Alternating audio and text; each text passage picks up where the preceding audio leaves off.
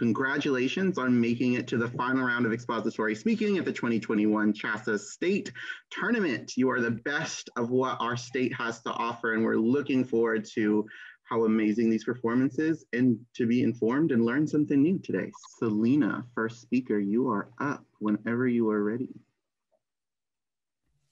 Yes, can everyone hear me and see me? Whenever you're ready. Game of Thrones creeps me out. Among its many questionable elements, the one thing that's unquestionably creepy is Arya Stark's changing faces. Seriously, this girl has learned to carve off someone else's skin, wear their face as a mask, and peel it off within seconds. What if I told you that this is not cinematic science fiction, but a reality? Because perhaps there is a traditional art form that allows actors to do just that. Well, there is bianlian, or face changing. So let's first highlight the contoured faces of the entertainment industry, then furrow our eyebrows as we decipher the trick behind face changing, before looking past society's facade to see how our faces entrap our identities. Face changing developed in the 1700s in the Sichuan region of China. Its exact origins remain unclear, but one legend says the face changing was inspired by heroes similar to Robin Hood, that he evaded authorities' captures by changing his appearances in the blink of an eye. Now, before you get any expectations that I'm a world-class face-changing master or a super assassin, no. I'm not an expert at performing this art because they've been unable to find a mentor. There is a long-running tradition for masters to only pass down the secrets of face-changing to male descendants, fearing women would marry out of the family and leak its secrets. The patriarchal taboo was broken in 1998, but even so, many masters remain unwilling to teach girls. But I didn't understand why. I thought women are the best at changing faces. Take, for instance, Kim Kardashian. She has completely changed her face through confirmed plastic surgery and rumored plastic surgery and rumored to be confirmed plastic surgery and whatever else that, despite what the tabloids might say, is none of my business. Except I'm a bit concerned that we already have too much plastic in our oceans. For those of us without Kardashian money, rest assured you can still change your face through makeup. Let's see. Wow. Okay, yeah, you really ought to read the terms and agreements. But as we apply layers of cosmetics, are we letting our cream foundation serve as the foundation of our confidence and our blemish concealers conceal our true selves? Because that insecurity becomes even more problematic when the solution involves appropriating other cultures' characteristics for which they are discriminated against. As seen in Blackfishing, the phenomenon of non-Black influencers making themselves appear racially Black or ambiguous, and the recent Fox eye trend, in which celebrities use eyeliner to mimic slanted eye shapes despite the history of anti-Asian racism behind it. Good thing I'm only interested in the culturally responsive form of face changing, that is the actual face changing. So after years of looking for an opportunity to learn this art, I encountered a master at a Chinese New Year celebration event while I was performing traditional music. I approached him backstage and begged until he gave me his contact information and told me to watch the movie, The King of Masks. And so I did. The story tells of a childless face-changing master who purchased a boy from an illegal child market to be his apprentice, only to later discover that the child was a girl in disguise and therefore could not be taught the secrets. The message to me was clear enough that even today, women are still being rejected by the performing arts. Analysis by facial recognition algorithm finds that in highest grossing films, women only appear in 36% of total screen time, and 4% lower than that in Oscar-winning films. In fact, the only genre in which women have more screen time than men is horror, implying that we only deserve to be in scenarios in which we're either terror-fighting or terror-fight. It is, as Arya Stark said when explaining why she has learned to change faces, The world doesn't just let girls decide what they're going to be. But unlike Arya Stark, a face-changing master doesn't actually cut human skin off of corpses. Leave that to R-rated TV series while we move on to decipher the trick behind face-changing. Let me invite my good friend, Manny Kim. Now, what you might see here are traditional garbs embroidered with auspicious designs like dragons and a colorful mask. But to a fan of Chinese opera, this is Huan Yu, a legendary general known for his flushed face. In fact, every well-known character has their signature face. A common distraction used by performers is a folding fan. Another way to cover up the change is with a swish of the cape. Face changing has always been a topic of controversy, as it is rumored to be protected as China's second-level national secret. So if you weren't able to figure out how the trick worked, I'm afraid I cannot disclose any further information. Or as they say, if I tell you, I'd have to kill you. But in all seriousness, while the rumors of national secret has been denied by government agencies, it is true that keeping the secrets of face changing is an obligation of every performer. A much worse kept secret, however, is China's mass surveillance on Uyghur Muslims. In a personal interview with Dr. Darren Byler, a scholar on Uyghur rights, I learned that facial recognition programs are being used to identify Uyghurs and alert the police. As Americans, we like to think that we are above China's technological oppression. After all, facial recognition technology saves money for the minorities here. While my white friends each have to buy their own iPhone X, all my Asian friends can just share one because the same Face ID unlocks for all of us. In all seriousness, studies conducted by the MIT found that facial recognition programs have a higher rate of mistake for Asian and African American faces by 10 to 100%. In 2015, Google Photos tagged 2 African American friends as gorillas, changing their faces from human to animal. The worst facial recognition program, however, isn't technology, but the prejudice in society's minds.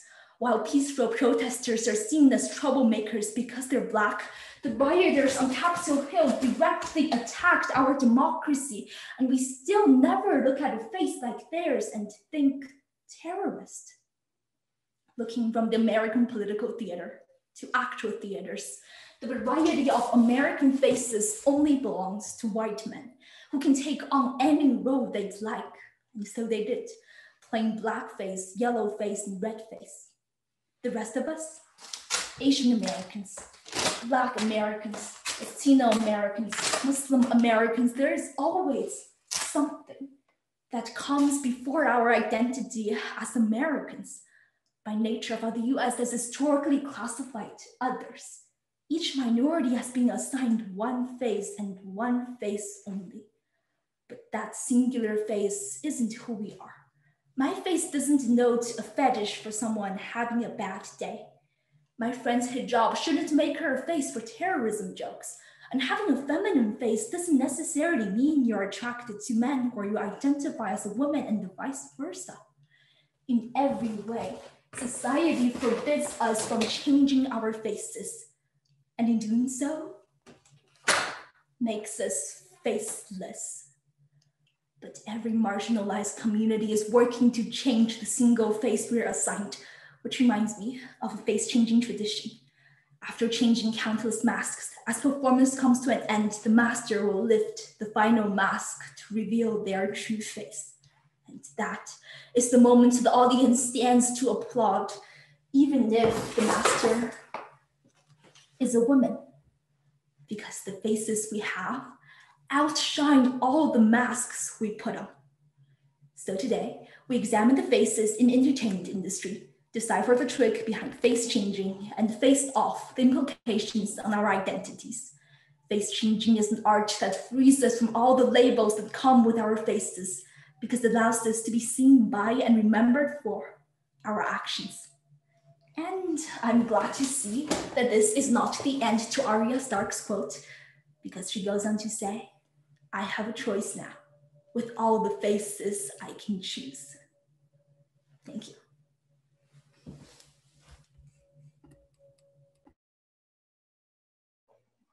Thank you so much, Selena. The time I got was 9:29.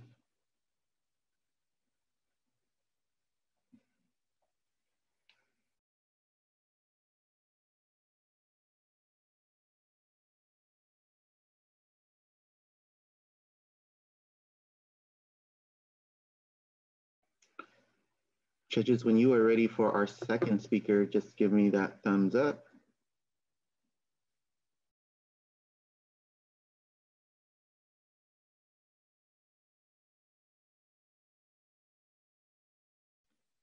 Great, and feel free to take your time, as this is going to be a tough competition. All right, let's move on to our second speaker. Everybody said we're good to go. Rohan. Hi. Sorry. Whenever you are ready.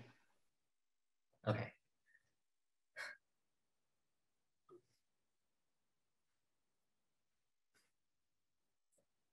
Last week, I overheard my friends talking about wanting to sneak out and take shrooms.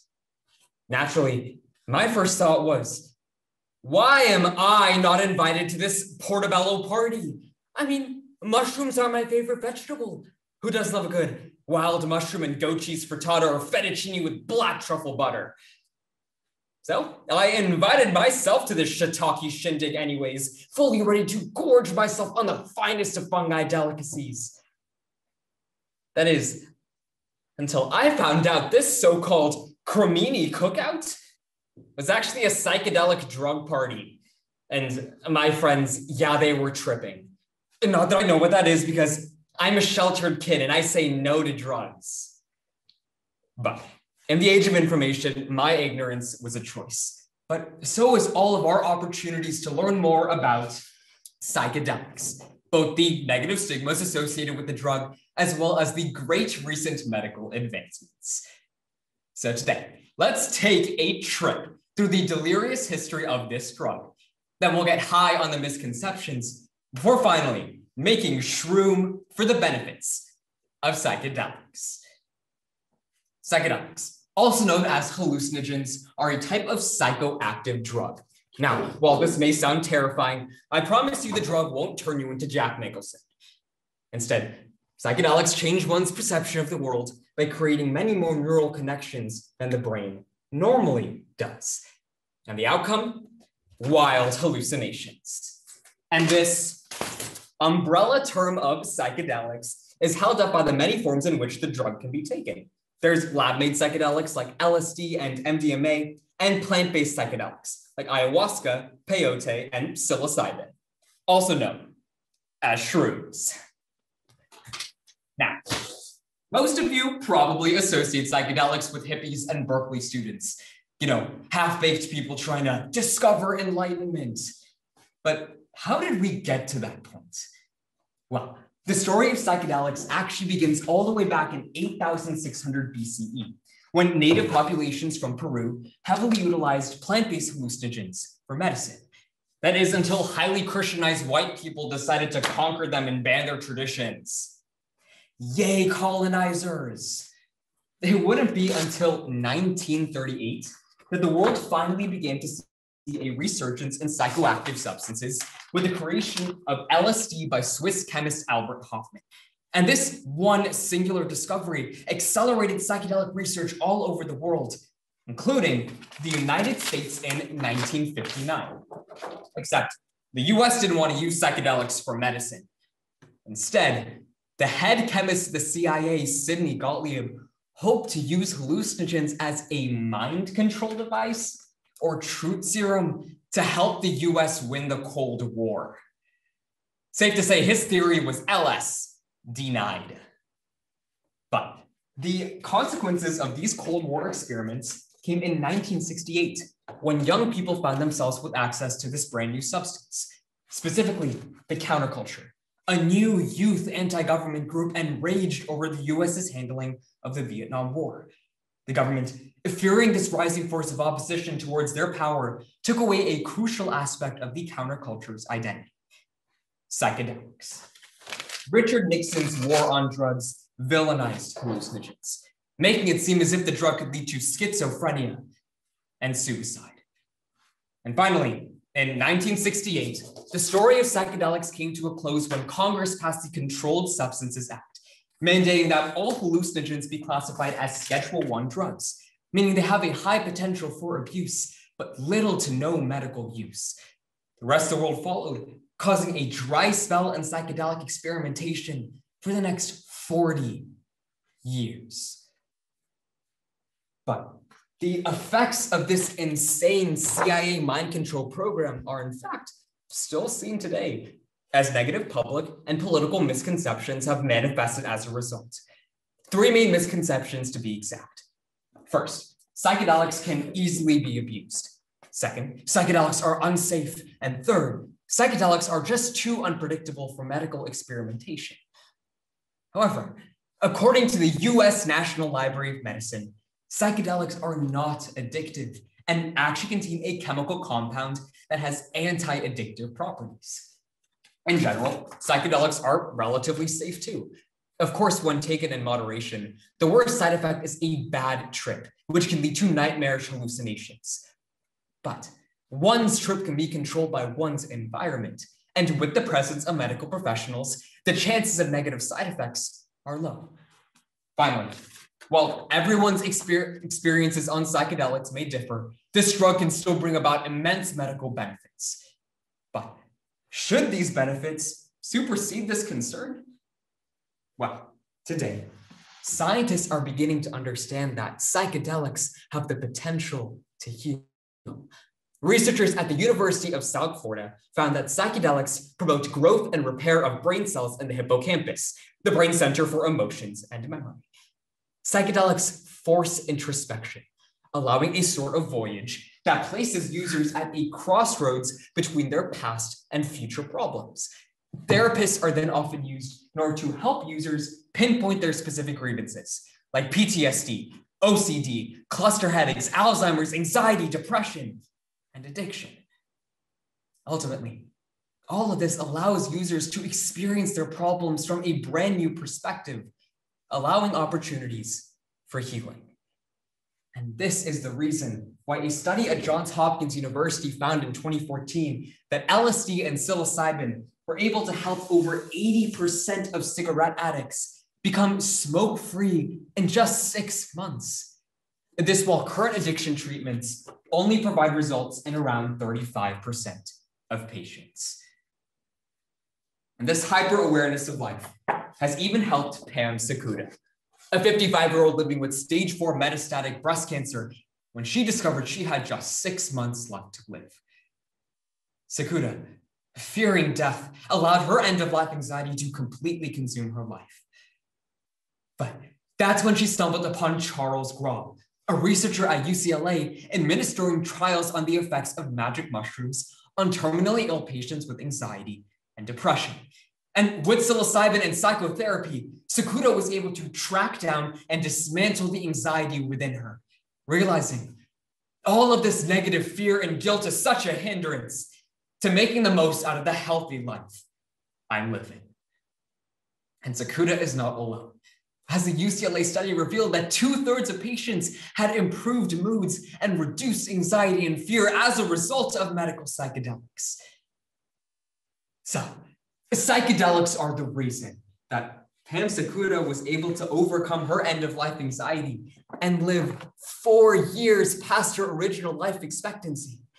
Psychedelics are the reason that a 39-year-old named Jason was able to overcome a deep-rooted alcohol addiction in just a few months in order to focus on healing his family, and psychedelics are the reason that Amber Wick, a woman dealing with repressed feelings over her sexual abuse, was able to overcome her PTSD.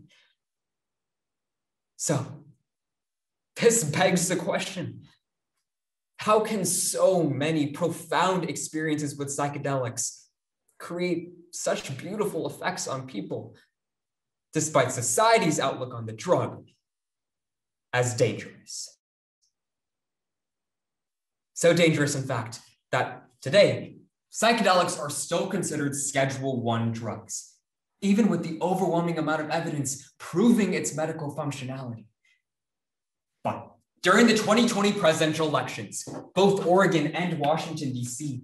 passed measures in order to decriminalize psilocybin, and more states are hoping to follow, including California, where State Senator Scott Weiner explained that he plans to introduce legislation that would decriminalize psychedelics throughout the entire state. Now, this does not mean that psychedelics are going to be used and available like they're free samples at Costco. Psychedelics are still very powerful drugs, but should they be used for healing through medical assistance and therapy?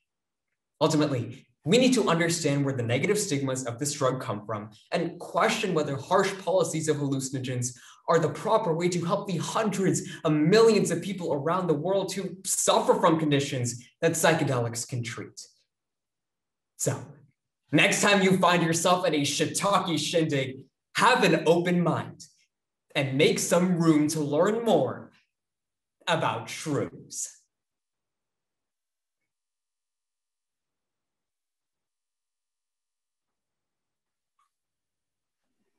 Thank you so much for that speech, Rohan. The time that I got recorded was 9:58.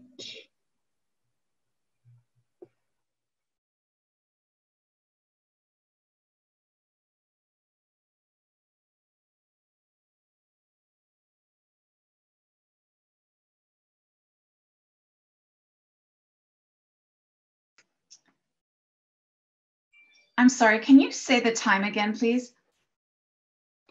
The time for second speaker was 9:58. Thank you. Sorry about that.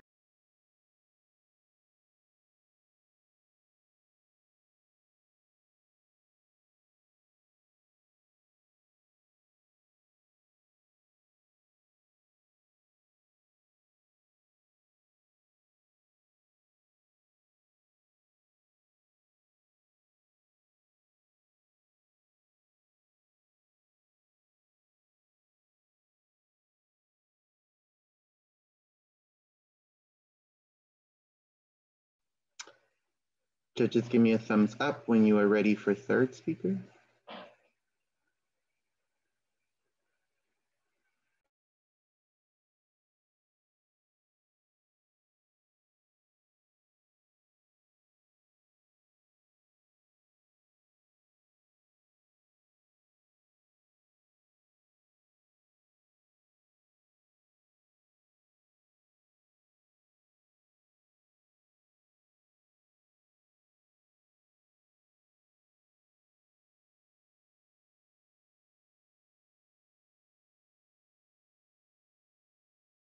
Sorry, Judge Rick, was that a thumbs up? I don't know if I saw you yet.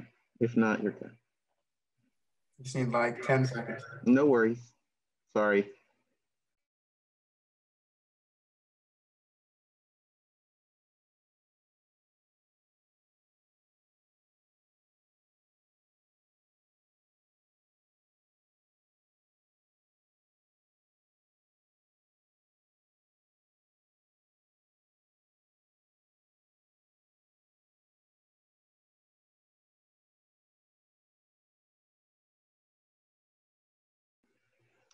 All right, our third speaker, Elizabeth, whenever you are ready. Hello, can everyone see and hear me okay? Great. And before I started, I want to make sure, can everyone see the table? And can everyone see the blackboard? Good. Okay, perfect. Judges ready? Finally, there is something that can get us out of this pandemic. And no, it's not TikTok. It's a shot. No, not that kind of shot. It's this kind of shot, a new vaccine. According to the World Health Organization Director General, Dr. Tedros Ghebreyesus, we're not only fighting a pandemic, but also an infodemic, where fake news spreads faster than the virus. the only way to fight this baseless infodemic is through better information.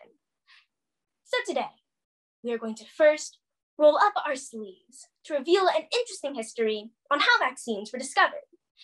Then, we're going to sanitize the area to clear our understanding on how traditional vaccines are made and their drawbacks.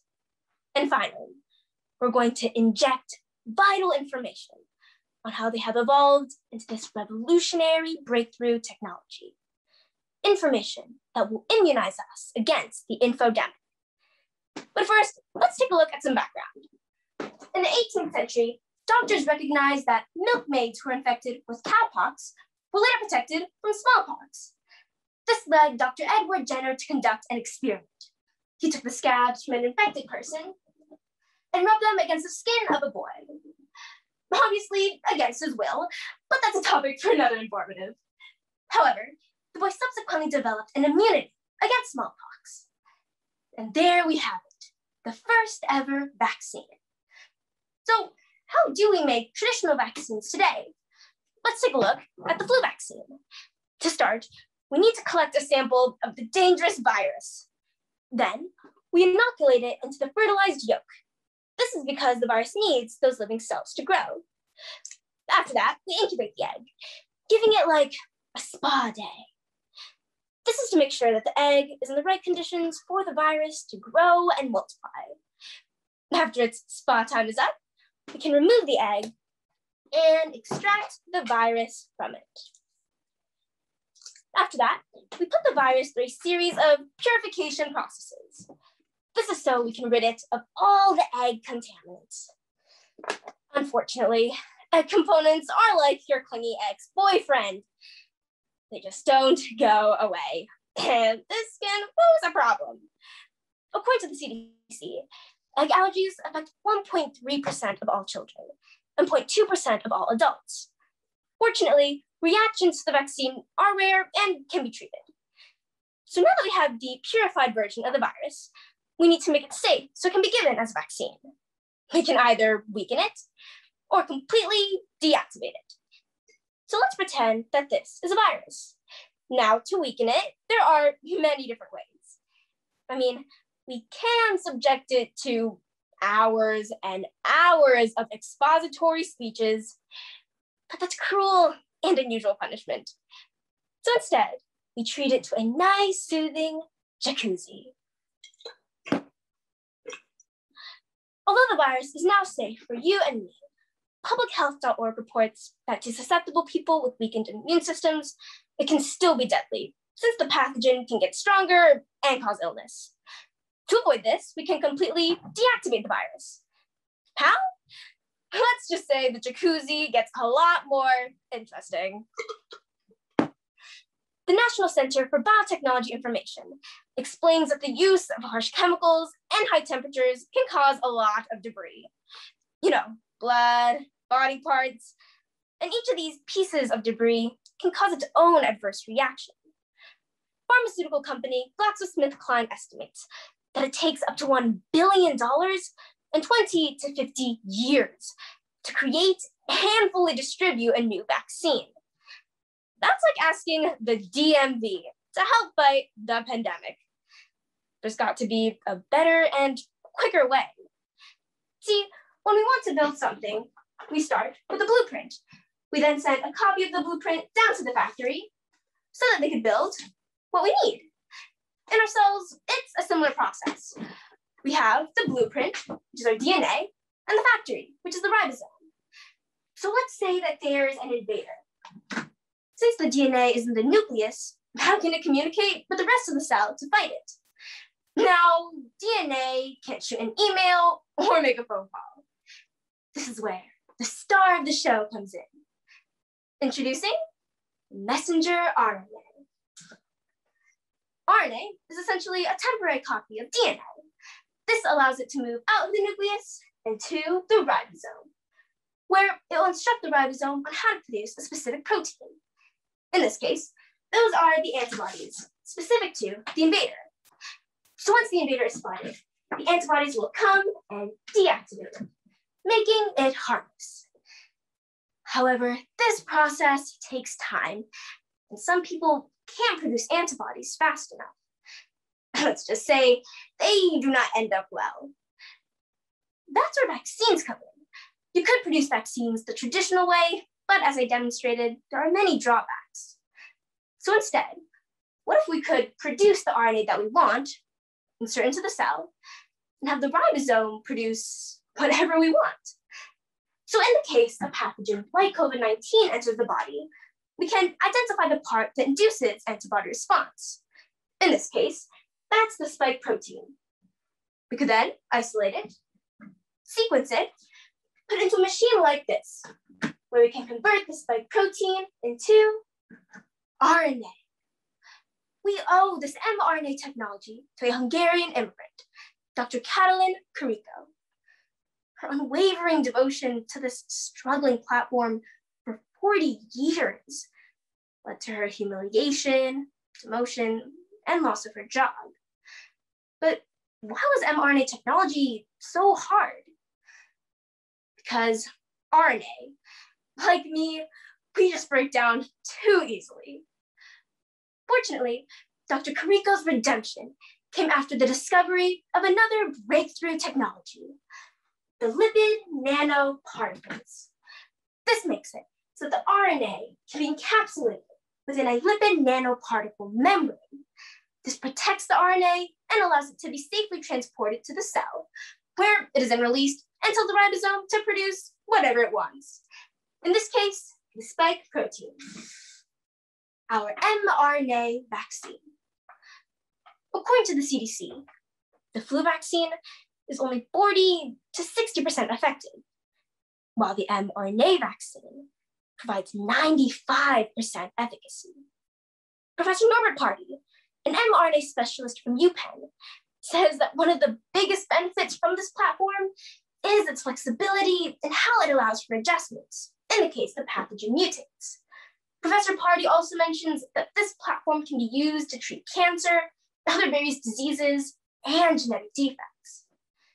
Based on Johns Hopkins data, there are currently more than 500,000 deaths in the US, and more than 3 million deaths worldwide due to COVID-19. While the number of confirmed deaths due to mRNA vaccines, 0. In addition, the Mayo Clinic reports COVID-19 can cause damages to your heart, lungs, brain, and many others, while damages due to the mRNA vaccine, 0. Despite this evidence, the recent Gallup poll has shown that only 68% of US adults are willing to get the vaccine. Worst, based on LA Times, February 10, 2021, less than 30% amongst underserved communities. Why the hesitancy? The infodemic. Misinformation linking vaccines to deaths, injuries, conspiracy theories, and others are widespread. Dr. Anthony Fauci, head of the National Institute of Allergy and Infectious Disease, says that unless we can achieve herd immunity by vaccinating up to 85% of the population, COVID-19 will continue to infect, replicate, and mutate, making those who are already immunized at risk of the new strain. Published on February 12, 2021, the Journal of the American Medical Association declares that the COVID-19 vaccines were safe and effective, that the benefits far outweigh the risks. So now that we've been injected with this vital information, let's do our part. Spread this information to stop the infodemic, and take this to stop the pandemic. Save lives. You may now roll down your sleeve.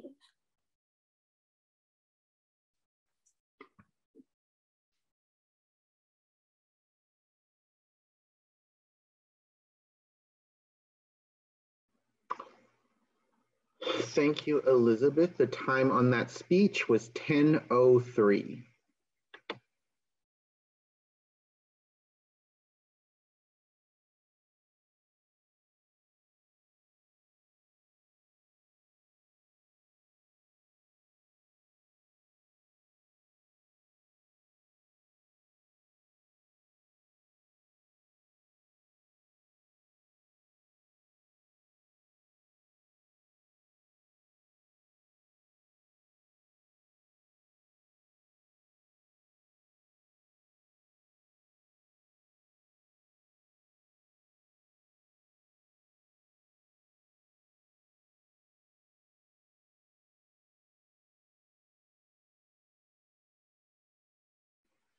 All right, sorry. So judges, when you're ready, just give me that thumbs up.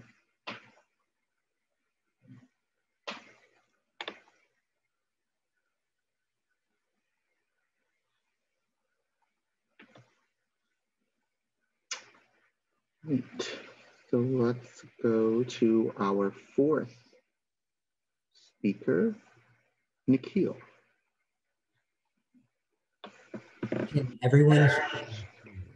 I'll be moving back. Can you say it again one more time for me? Because Can everyone hear and see me? can now. Yeah. Okay, perfect. So let me know when you guys are ready and I can begin.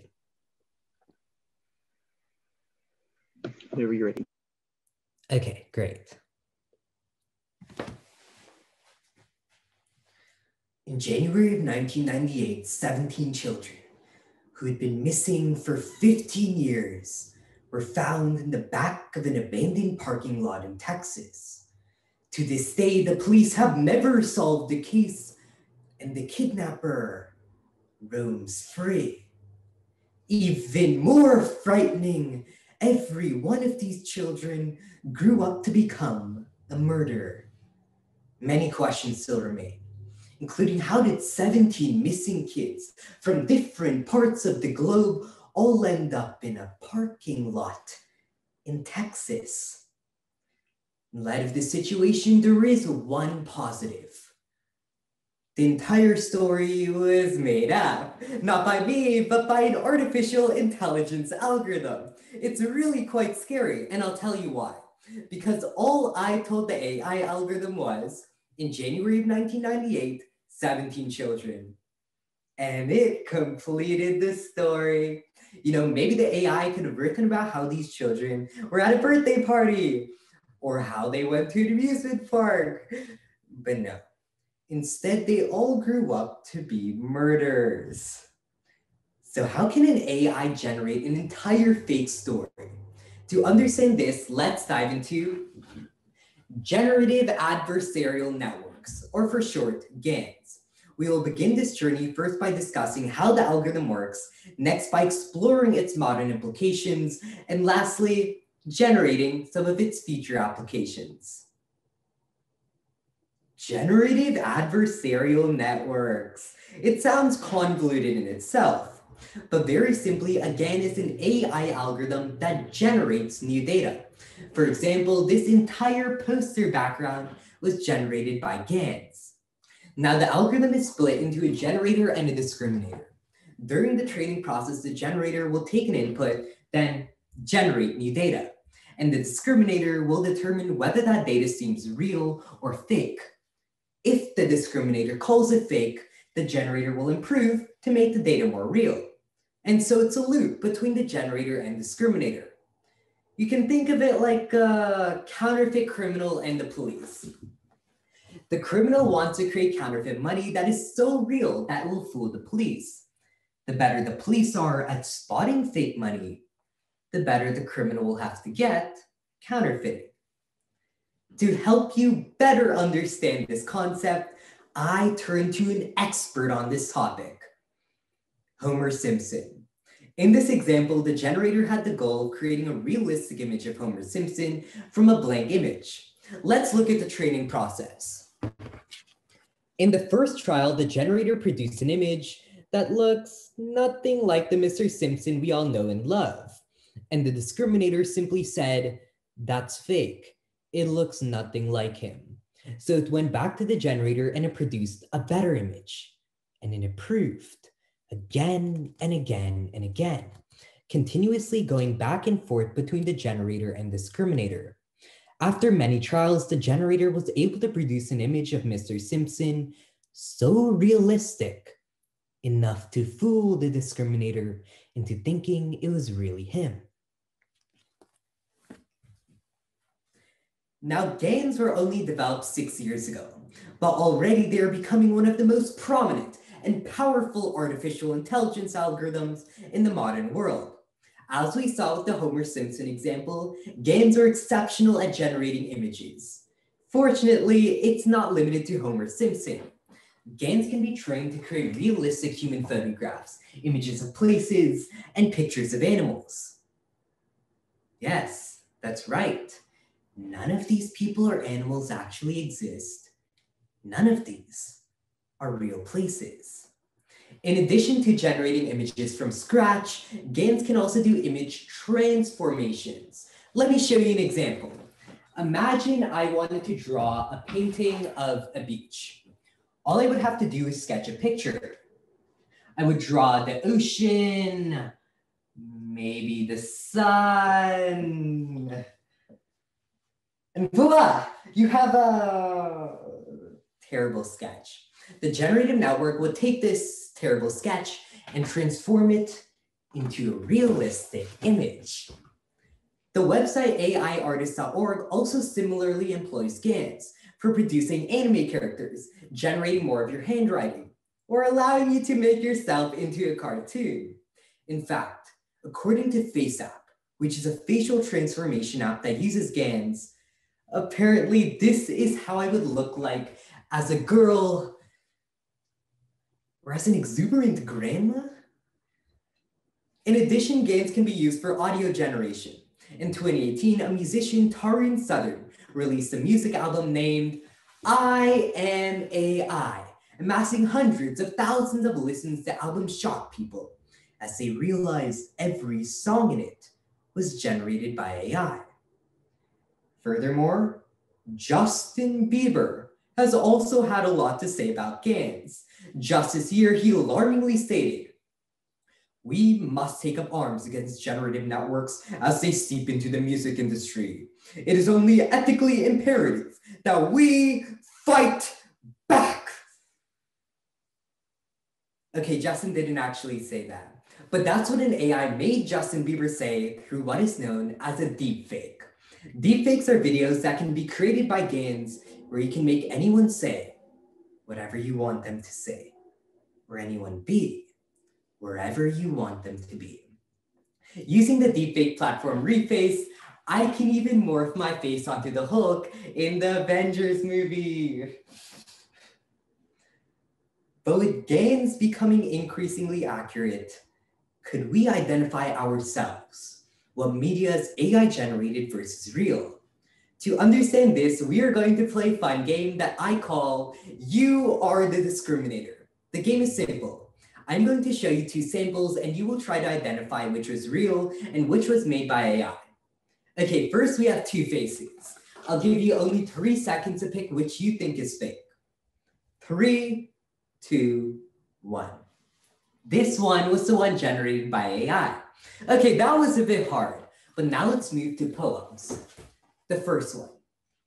The oxygen around my head is rabid, filled with orange light, like an equinautical tiger to its flesh.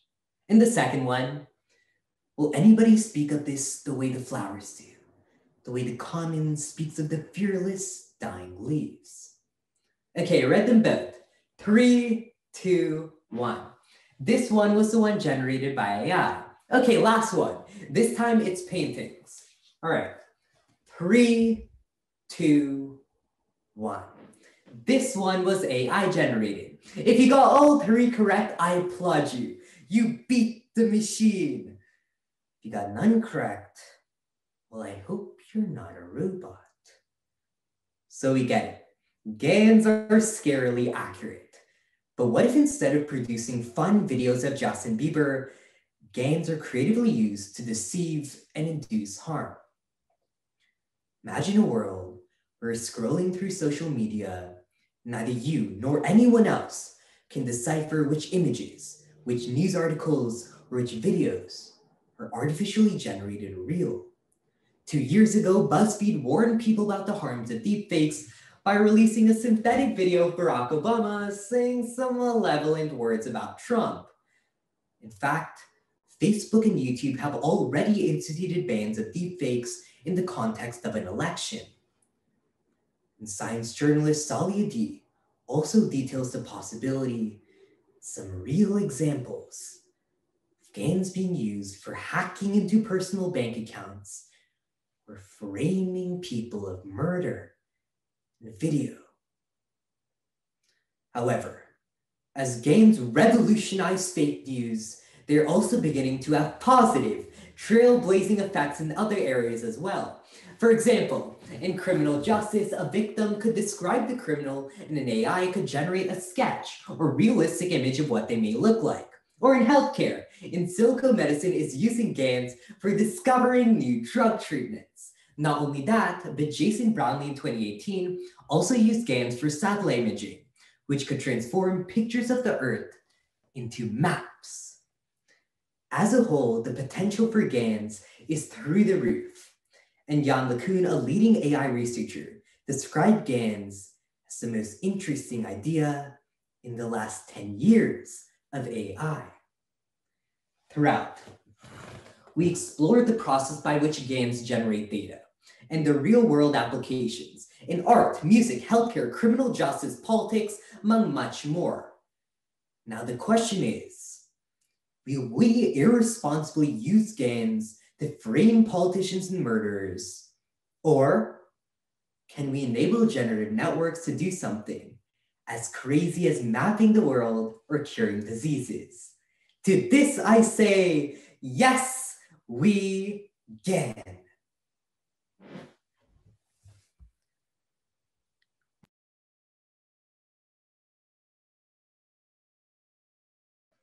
Thank you, Nikhil. Your time was 10:23.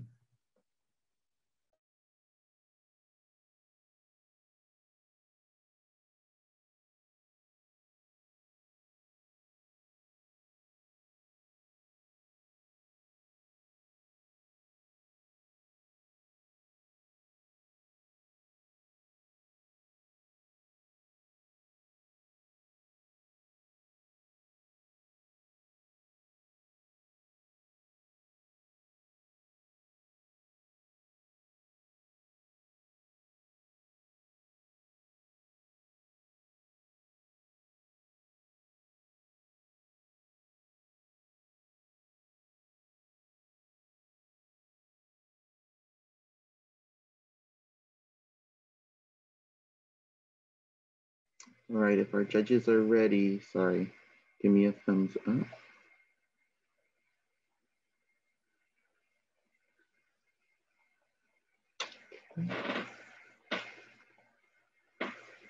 So our fifth speaker is Oliver. Oliver, whenever you are ready. Okay. Can all the judges see and hear me from here?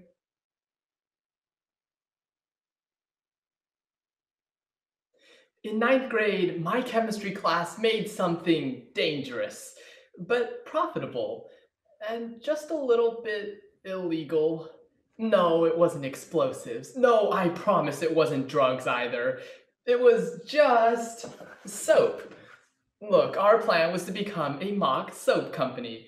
We'd do some marketing and some product testing and finally make a finished batch of soap. Okay, so soap is not that dangerous. And the only reason it was illegal is because you can't sell soap in California without a license. But since we only gave out free samples, we were in the clear. And I guess that means we didn't actually make any money either, but that's besides the point. This entire experience got me interested in soap. And given the current state of the world, soap has become a lot more important. But there's more to soap than just combating COVID.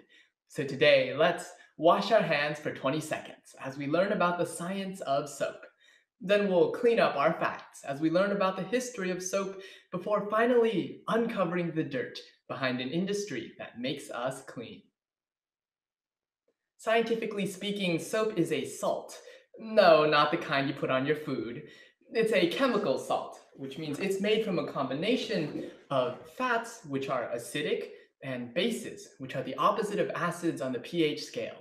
When these two combine in a process called saponification, they form soap. Now, soap has a two-sided molecule. One side is attracted to fats and oils, but the other likes to stick to water. The thing is, these two different types of chemicals are now stuck together, and that's the secret behind soap. You see, if we just washed our hands with plain water, we might get rid of some of the dirt, But because oil and water don't mix, we'd end up with a layer of oil stuck to our skin. And because the outer layer of germs is also attracted to oils, well, we'd end up with some germs stuck to our skin as well. But once we add soap to the mix, we can easily capture all of this oil, then use water to wash everything away, just like that. And that's why soap is so good at getting grease off of dishes and germs from our hands. But the idea that soap is good because it gets rid of germs has led some people to buy special antibacterial soap. After all, if regular soap works, antibacterial soap should work even better, right? Well, in 2016, the FDA actually banned the use of triclosan and 18 other chemicals that make soap antibacterial. Hold on, what? Turns out that most of these products were not any more effective at cleaning than just regular soap. So people were paying extra for a false sense of security. On top of that, researchers were concerned about possible bacterial resistance developing. As more and more products contain antibiotics, bacteria are more and more likely to become immune, which is a serious problem for places like hospitals that actually need to use antibiotics. And the final issue with this was when researchers from the University of Maine discovered that there were possible thyroid hormone imbalances that could be caused by triclosan, which would lead to side effects such as weight gain, fatigue, and even depression. Yeah, sorry to burst your bubble, but antibacterial soap is a sudsy scam. Okay, there's a lot of science that goes into soap. So it might be surprising then that the earliest soap was made thousands of years ago. In fact, researchers have suggested that the first soap was made on accident at an ancient barbecue cookout. You see, fats from the meat would drip down onto ashes from leftover fires. And because ashes are naturally basic, the fats and the bases combine to form soap. So all the way back in ancient Egypt, people were already using soap, but not to wash their hands. Instead, they used it to get rid of oil off of sheep wool. That way they could easily apply dyes to their fabrics. And in ancient Roman times, people actually used the product as a kind of hair gel. Across the Atlantic, Native Americans were also using soap, but the way they made it was different. In California, for example, grew a plant whose roots contained saponins, or soap molecules. So it was called soap root. Instead of having to mix around different types of chemicals, Native Americans could simply crush the root of this plant and use it as soap.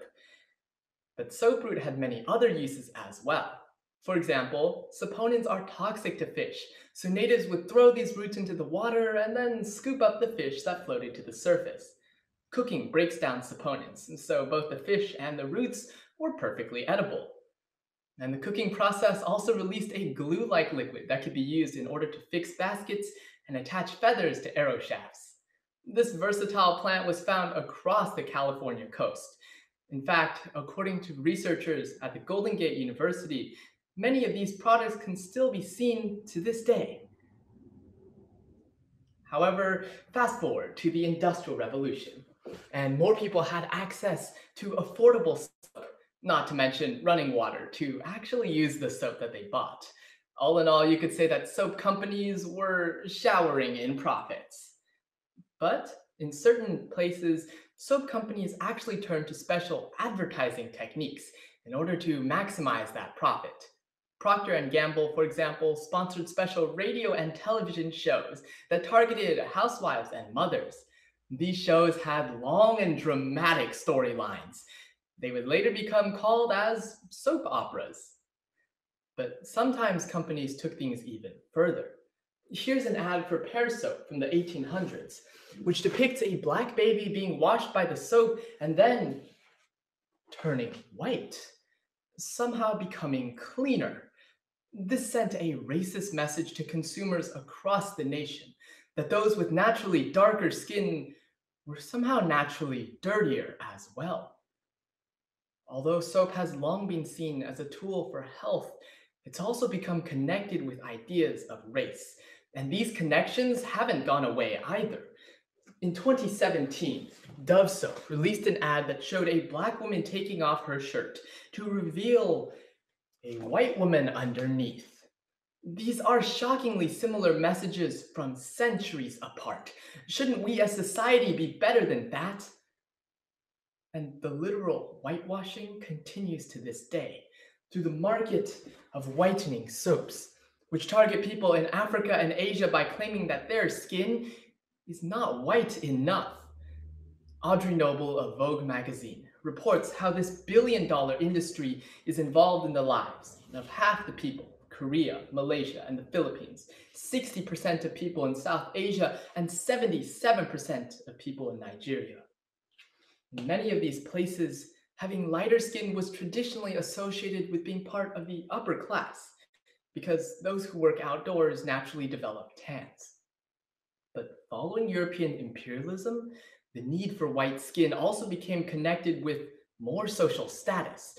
So although whitening soap companies may claim to be helping with self-image, they may ultimately reinforce social division based on skin tone. And underneath this label of beauty also lies danger for consumers as well. According to the National Institute of Health, many of these products use mercury and hydroquinone, chemicals that are known to cause permanent skin damage, not to mention nerve damage, kidney damage, and even cancer. Although there are regulations in place, whitening soap companies are frequently caught putting illegal amounts of these chemicals into their products and putting consumers in danger just to make more profits. But people are working to make soap healthier, both for our bodies and for our communities. For example, some companies are now turning to safer alternative ingredients such as kojic acid, a byproduct of making wine, in order to get rid of small dark spots on the skin. And other companies that are promoting lightening entire skin tones are also facing backlash. Dove Soap, for example, removed their ad due to the widespread criticism that it caused, showing how ordinary people like us are able to make a positive difference in the world. So today, we took a look at the science behind soap, saw the evolution of soap through history, and finally saw how connections to race and class have become attached to soap, and how this has led to the development of a product that is truly dangerous, profitable, and even illegal. But at the same time, we also learned that with enough attention and action, we can be the ones to wash this all away. Thank you.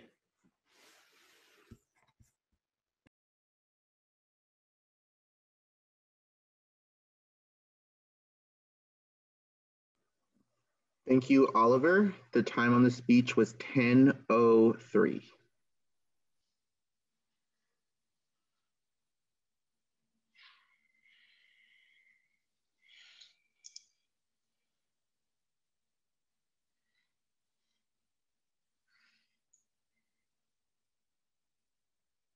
While you guys are wrapping that up, can everybody see and hear me all right? I think I'm next speaker.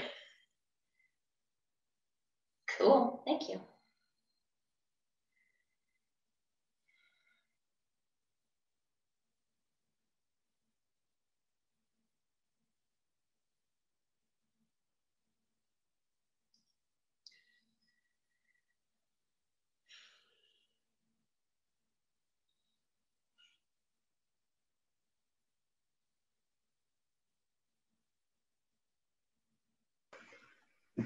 All right, sorry, judges, I was writing. So I see one thumbs up. Other judges, if you're ready, give me a thumbs up. For some reason I missed one. Melissa, you're good. Sorry, I missed you. You were in a second frame for me. Okay, great. All right, Kylie, you are our sixth speaker whenever you are ready. Great. All right, get ready. I'm about to ask you a question you've probably heard before, an important question, one that apparently serves as the all-encompassing measure of your entire outlook on life, at least according to common convention. So, I ask you, brave audience members, is this glass half empty or half full? Okay, you know where this is going. The optimist sees the glass half full, the pessimist sees the glass half empty. My parents are engineers. They see a glass that's twice as big as it needs to be. My throat gets dry when I'm nervous, so I see a really convenient prop. But optimism is a little more complicated than a glass of water. In fact, a famous 2011 study by neurologist Tali Sharot suggested that 80% of people have a natural and irrational bias toward optimism. But there's a disconnect between the way most of us see this glass of water and the way most of us see the world, which begs the question, what is optimism? Why does data on it seem to contradict itself? And where does it fit into our society today? So today, let's get to the bottom of this. We'll get out a glass as we explore the neurology of optimism, pour it halfway of the things that affect our optimism, and finally drink up the implications optimism has for the world at large. So, first things first, what is optimism anyway? Well, buckle up. Psychologists have a lot of opinions on this one. The National Institute of Health, or NIH, tells us that there are generally 3 distinct ways to describe optimism, with some overlap between all of them. Number 1, dispositional optimism. This is what we think of when we hear the word optimism, a generally positive outlook on life and an inclination to have hope that the future is bright. Dispositional pessimism being the tendency not to believe those things. Next up, attributional optimism. Attributional style is a widely accepted framework for researching optimism or pessimism because it's a little easier to define. It has to do with how we explain the positive and negative things that happen to us. As the NIH tells us, attributional optimists tend to believe that if something bad happens, it's probably not their fault, it's not likely to repeat itself, and it won't affect the rest of their life too much. Attributional pessimists believe the opposite, that the negative events are more frequent, personal, and impactful than the positive ones. Last but not least, we have the cognitive bias, or unrealistic optimism.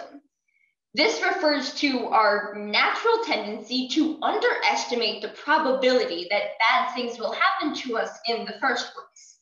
Turns out it's an evolutionary instinct. If early man went around thinking that bad things were very likely, he was liable to be so cautious that he never left the cave to hunt for dinner. Optimism became a way to motivate us to take risks for our own survival. Though today, it usually plays a bigger role in more mundane decisions, like the regrettable number of AP courses I chose to take last year. But regardless of the type, we as humans are pretty inclined to be optimistic. Most studies on the subject, including the one from Tali Sharot that I mentioned earlier, put the overall amount of people who are optimists at 80 to 90% of the population. But if we're apparently so inclined to look on the bright side when it comes to our own lives, why is it that we don't apply that same mindset to the rest of the world? See, when it comes to economic, environmental, and political issues, we tend to say that the national or international situation is worse than our personal situation. According to a 2007 study in the UK, when asked about everything from unemployment to illegal drugs, participants consistently rated the national problem as worse than their own community's problem. In short, we are local optimists and societal pessimists.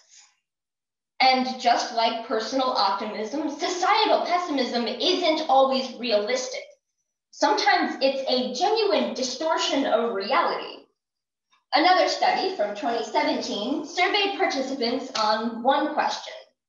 Has the global extreme poverty rate increased, decreased, or remained the same over the last 20 years?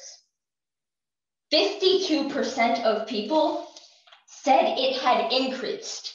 28% said it remained the same, and only 20%, just 1 in 5, said that the poverty rate had gone down. Here's the thing, though. The global extreme poverty rate had decreased during that time. It had gone from 29% to 9%. And most people had no idea. And if our view of the past can be distorted by societal pessimism, then so can our view of the present and the future. Most media companies today understand that we, as humans, instinctively pay closer attention to bad news. So they emphasize bad news because it's a more successful business model. We are disproportionately exposed to negative information that we are already more likely to notice. That instinctive distortion of reality gets even more extreme until we see bigger issues outside our communities than in them. We see global situations as more hopeless than they actually are, because what we see on the news so frequently misrepresents what we actually experience. But regardless of overall trends or studies from other years, what we've seen this past year is a world where societal pessimism might not be such an exaggeration. 2020 was crazy, and beyond even the pandemic. A September poll from the Associated Press reported that roughly 7 in 10 Americans believe that the country in general is on the wrong track.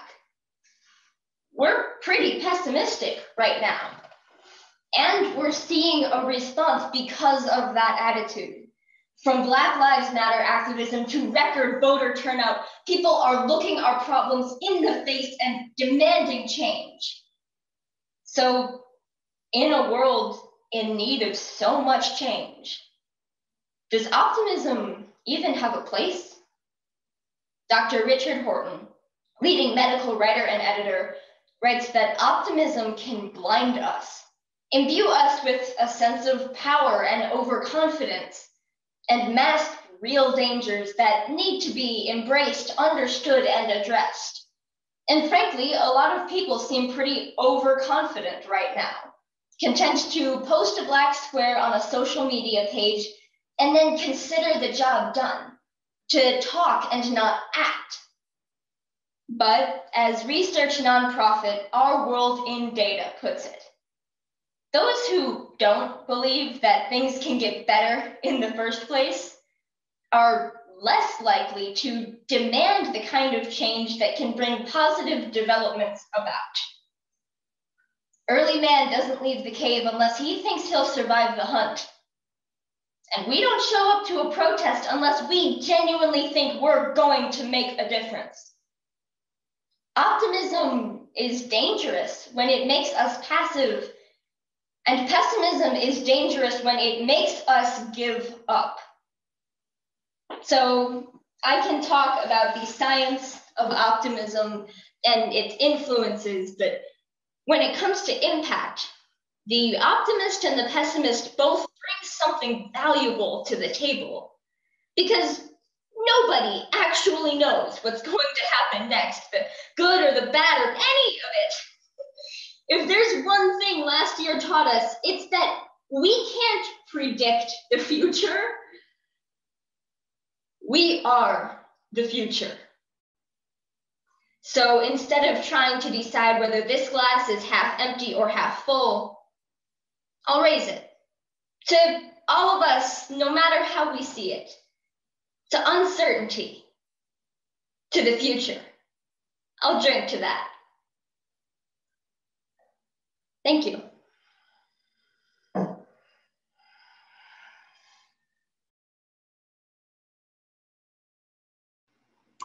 Thank you, Kylie. For that speech, I got a time of 10:35.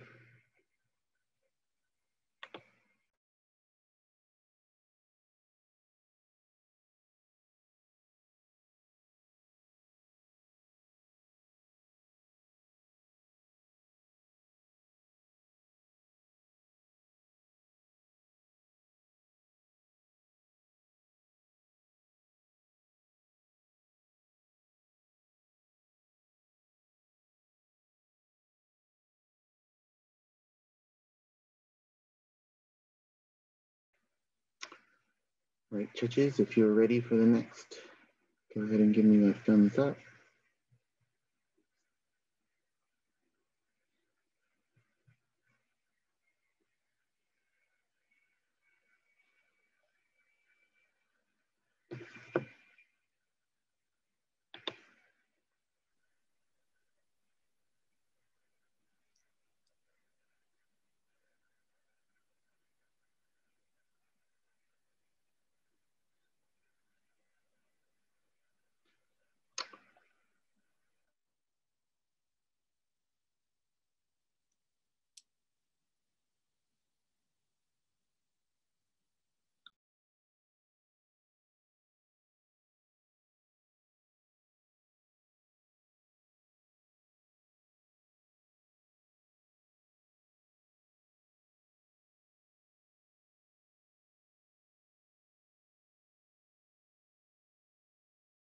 Sorry, are you talking to us or are you muted? Sorry, did I? No, was I muted the whole time?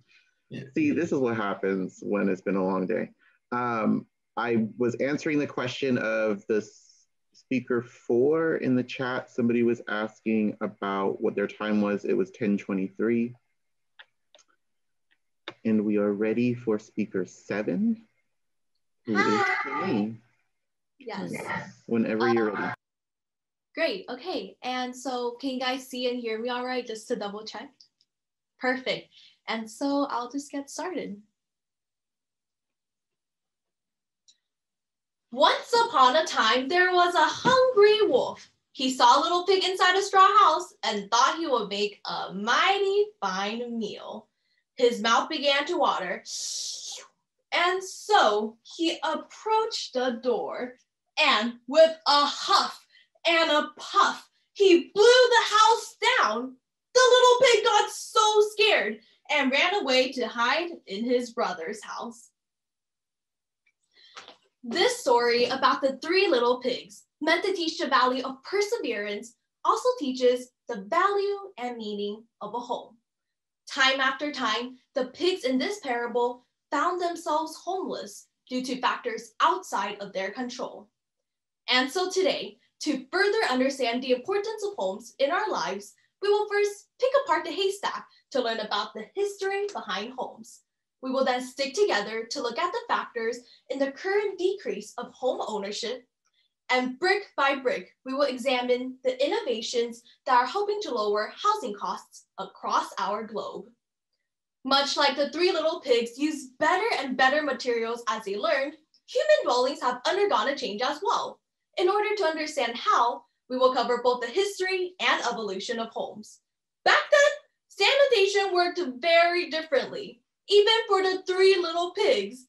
When you needed to go, you needed to decide whether it was better to stink up the house or go outside and risk getting chased and or bitten by a wild tiger.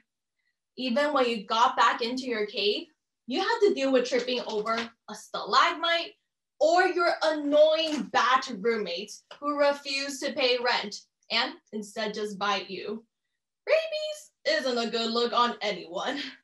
While we think of current homes as shelter, back then, being inside your home didn't always guarantee your safety from intruders like people or animals.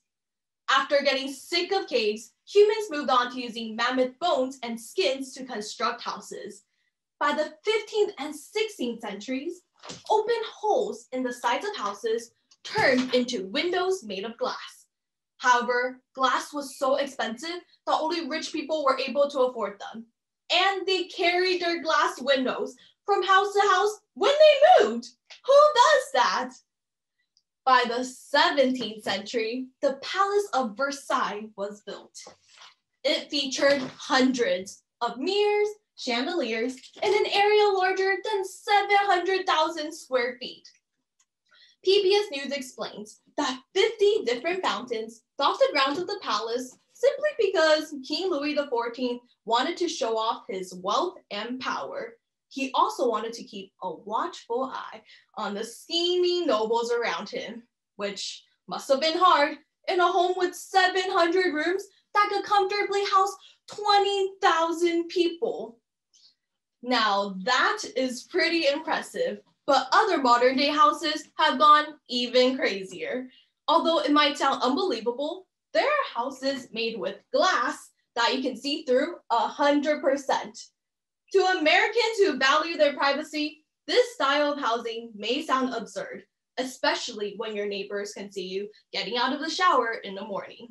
But it is growing popularity in places like Japan, underscoring how housing needs shift with culture.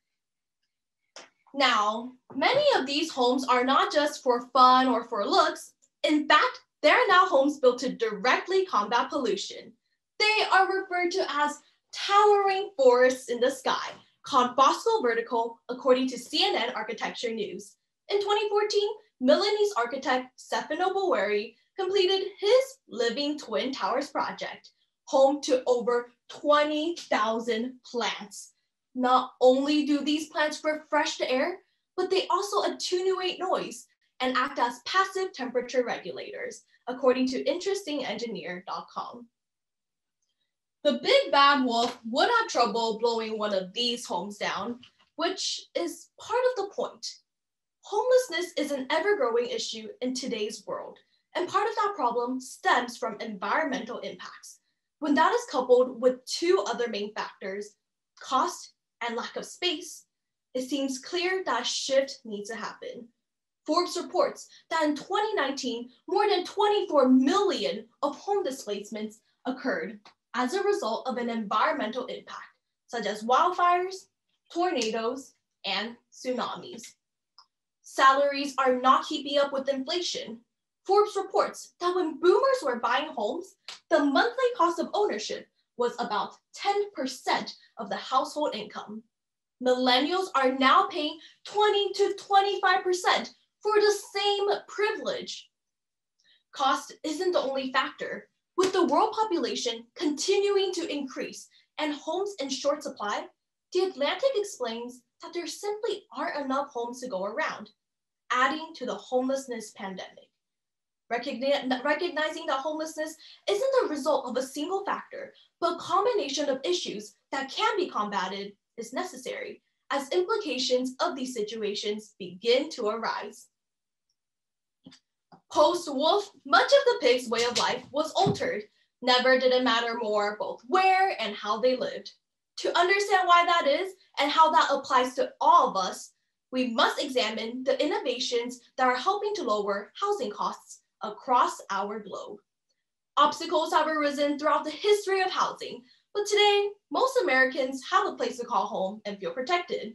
From boathouses to trailers to mansions, types of houses vary a great deal and are found in places you might not expect. This is a freeway underpass. You might wonder what this has to do with homes. Well, unfortunately, highway underpasses are what some people consider their neighborhood. These tent cities have popped up in areas all over the United States, and the faces of homelessness are increasingly veterans, families, and single parents with children, according to the National Institute of Health. However, the potential for help is coming. A recent technology is actually showing great promises in being able to break this impasse. You may have heard of it. Some people may have even shown you a cup holder or a toy they made with it. But what if I told you that you could actually 3D print an entire house? Yeah, in fact, 3D printing of homes has already completed in Tabasco, Mexico. The nonprofit News Story charity built 50 3D printed homes in order to house locals who were homeless or living in unfit shelters. This is doable because according to 3D-rific magazine in November 2020, lavacrete, a material somewhere between concrete and mortar, is extruded through a nozzle and stacked layer on top of layer in order to create a solid and durable house structure. The technology is advancing rapidly, and now many of these homes take only 5 to 7 days to go from nothing to completely finished and ready to move in. In fact, these machines can print up to 2,000 square feet in size, which Zillow reports is the size of an average American home. As we seek to improve the housing crisis, we have to acknowledge that prevention of homelessness from natural disasters is a real-world necessity. Engineers have invented floating homes. This life-saving technology is environmental and practical. According to the New Yorker, these homes are not static. They respond to floods, like ships to rising waters.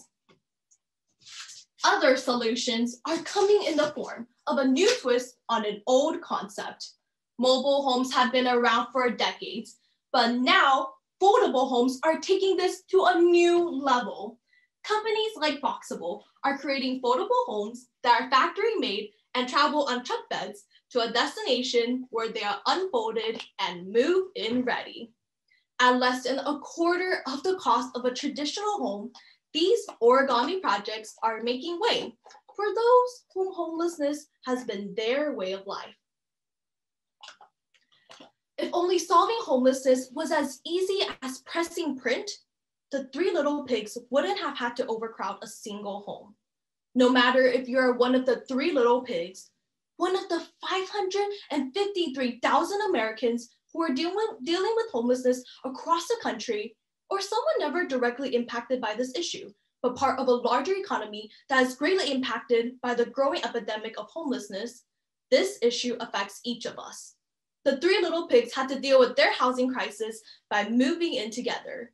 But I think Americans have the potential to solve this issue with a little more ingenuity and a lot less teasing the big bad wolf. Thank you, Celine. The time on that speech was 10:05. That was our final speaker. I wanted to thank all of our speakers today for an amazing presentation. Congratulations on making it to the top 7 at the CHSSA State Tournament, which is amazing. You should be extremely proud of yourselves. You all did such an amazing job. We are proud of you. There is hope for this future. So congratulations again. Thank you to our other judges, and good luck.